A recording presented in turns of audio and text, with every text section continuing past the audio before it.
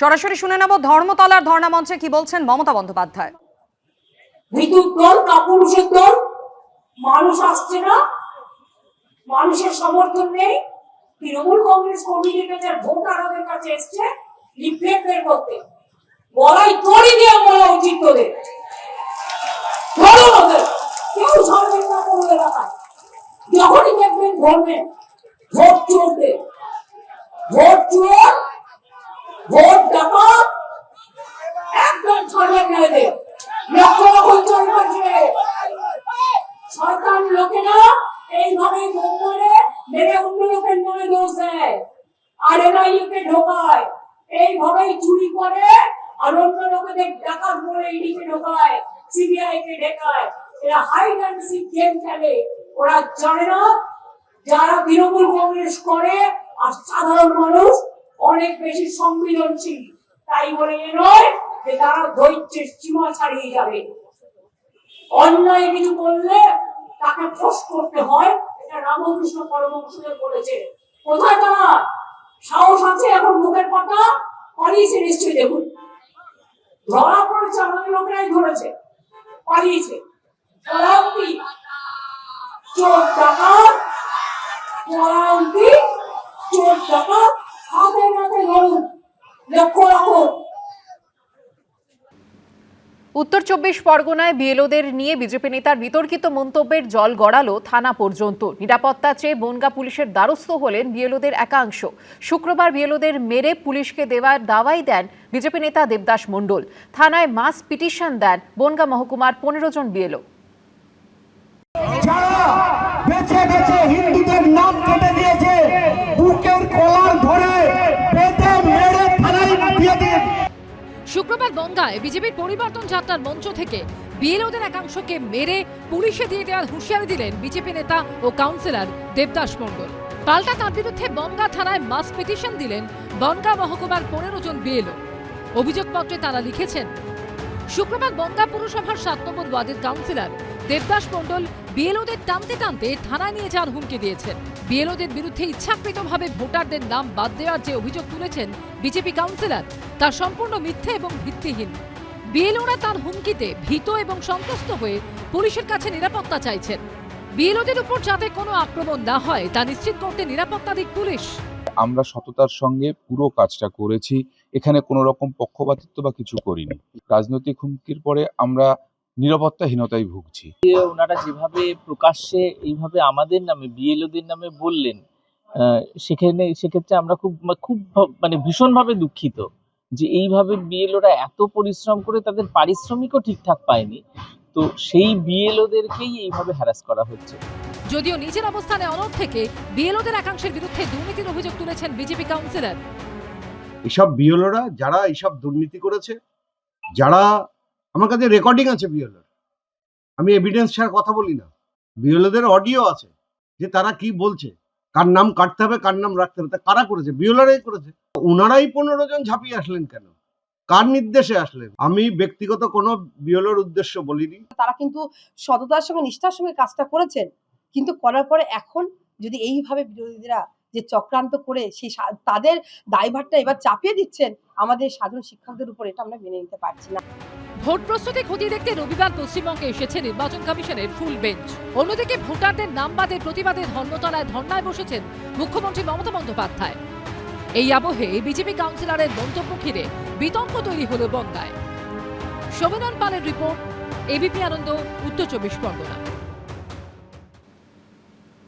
পশ্চিম এশিয়ায় যুদ্ধের মধ্যে রান্নার গ্যাসের দাম বাড়িয়েছে কেন্দ্রীয় সরকার। প্রতিবাদে রবিবার পথে নামল মহিলা তৃণমূল কংগ্রেস। ধর্মতলায় এসআইআর ধর্ণা মঞ্চে প্রতীকী রান্না করে প্রতিবাদ করলেন মুখ্যমন্ত্রী। রান্নার গ্যাসের দাম বৃদ্ধির প্রতিবাদে পথে নামল তৃণমূল। এসআইআর ধর্ণা মঞ্চে উনুন রেখে প্রতীকী রান্না করে প্রতিবাদ করলেন মুখ্যমন্ত্রী। হাতা খুন্তি থালা বাজিয়ে কালো পোশাকে বিক্ষোভ দেখালেন তৃণমূলের নেতা মন্ত্রীরা।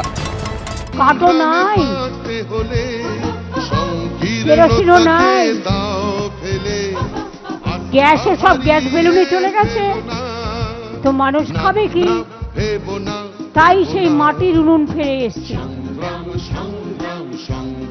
আমার ছোট্ট কুটিরে, আমার ছোট্ট মাটির ঘরে। যদি মনে করেন গ্যাসের দাম কিছুটা কমাতে পারেন, কিন্তু আপনি সর্বত্র অনুদান দিচ্ছেন, তা গ্যাসের ক্ষেত্রে অনুদান দেন। আপনি যদি লক্ষ্মীর ভান্ডারে মা বাবা বোনদের জন্য পয়সা দিতে পারেন, তাহলে গ্যাসের জন্য পয়সা দিতে। পশ্চিম এশিয়ায় যুদ্ধের আঁচ পড়েছে ভারতের হেসেলেও আমেরিকা ইসরায়েলের সঙ্গে যুদ্ধের জেরে হরমুজ প্রণালী বন্ধ করে দিয়েছে ইরান। আটকে রয়েছে বহু তেলের ট্যাঙ্কার। এই আবহে ভারতে রান্নার গ্যাসের দাম 1 লাফে 60 টাকা বাড়িয়ে দিয়েছে কেন্দ্রীয় সরকার। কলকাতায় রান্নার গ্যাসের দাম বেড়ে হয়েছে 939 টাকা। প্রতিবাদে রবিবার পথে নামল মহিলা তৃণমূল কংগ্রেস। সুবোধ মল্লিক স্কোয়ার থেকে ধর্মতলা পর্যন্ত মিছিল করেন মালা রায়, চন্দ্রিমা ভট্টাচার্য, শশী পাজারা। তৃণমূল কংগ্রেস কর্মী সমর্থক, বিভিন্ন ওয়ার্ডের কাউন্সিলররা, তারা কিন্তু রীতিমতো কালো পোশাক পরে এসেছিলেন, যেহেতু তারা এটা ধিক্কার জানাচ্ছেন যে গ্যাসের মূল্য বৃদ্ধি হয়েছে, সেই গ্যাসের মূল্য বৃদ্ধির প্রতিবাদে। শুক্রবার থেকে এসআইআর ইস্যুতে ধর্মতলায় ধর্নায় বসেছেন মুখ্যমন্ত্রী।